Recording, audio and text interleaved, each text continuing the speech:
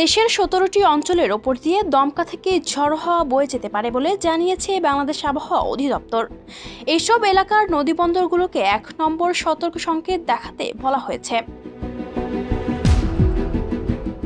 বুধবার ভোর ৫টা থেকে দুপুর ১টা পর্যন্ত দেশের অভ্যন্তরীণ নদীবন্দরগুলোর জন্য দেয়া পূর্বাভাসে এই তথ্য জানানো হয়।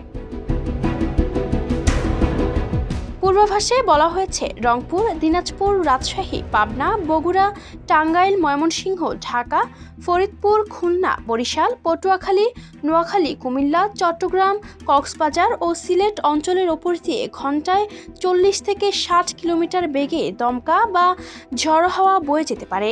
এর সঙ্গে বৃষ্টি বা বজ্রসহ বৃষ্টির সম্ভাবনাও রয়েছে। এদিকে মঙ্গলবার দেয়া ৪৮ ঘন্টার সতর্কবার্তায় বলা হয়েছে, আজ বেলা ১১টা থেকে পরবর্তী ৪৮ ঘন্টার মধ্যে রংপুর, রাজশাহী, ময়মনসিংহ, ঢাকা, খুলনা, বরিশাল, চট্টগ্রাম ও সিলেট বিভাগে ঘন্টায় ৬০ থেকে ৮০ কিলোমিটার বেগে কালবৈশাখী ঝড় বয়ে যেতে পারে। ঝড়ের সঙ্গে তীব্র দমকা হাওয়া ও বজ্রপাতের আশঙ্কা রয়েছে। অন্যদিকে ৯৬ ঘন্টার ভারী বৃষ্টিপাতের পূর্বাভাসে বলা হয়েছে, দেশের বিভিন্ন অঞ্চলে ২৪ ঘন্টায় ৪৪ থেকে ৮৮ মিলিমিটার পর্যন্ত ভারী বৃষ্টি এবং কোথাও কোথাও ৮৮ মিলিমিটারের বেশি অতি ভারী বর্ষণ হতে পারে। এতে নিম্নাঞ্চলে অস্থায়ী জলাবদ্ধতার সৃষ্টি হতে পারে।